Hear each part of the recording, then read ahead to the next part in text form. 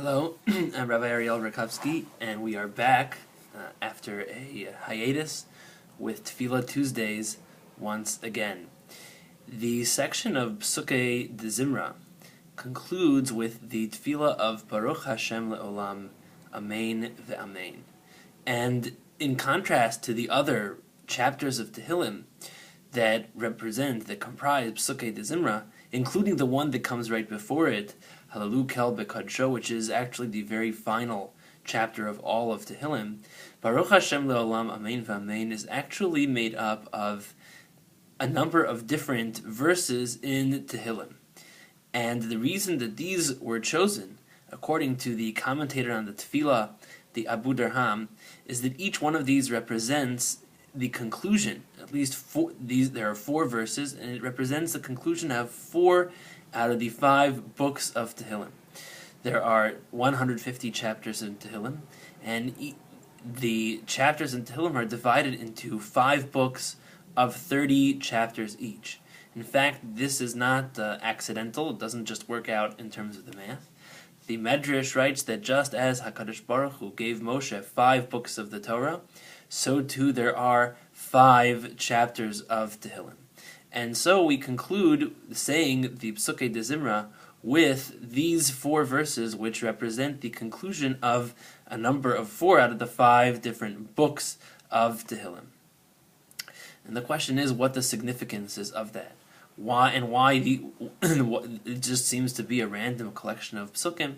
Why is it that we say the Baruch Hashem leolam? Why is it that we conclude the Psukei de Zimra with the conclusion of the different books of Tehillim? So I think that an answer might be that in a certain sense the Psukei de Zimra represents a summary of all of Tehillim. The Psukei de Zimra actually focuses on the themes of God's glory, God's kingship, His dominion over the world, and much of what Tehillim is about the way that manifests itself both in times of happiness and in times of difficulty, in times of trials and tribulations. And the idea of closing the Psukei de Zimra is in a certain sense saying that we want to be able to say all of Tehillim. And there are people that actually say all of Tehillim every single day. But Psukei de Zimra is kind of handpicked as a snapshot of what Tehillim is about. Given that time constraints perhaps prohibit us from saying the entire Tehillim every day in the context of Psukei de Zimra, we use the final verses of every book of Tehillim as kind of bookends for what it is that we would like to express.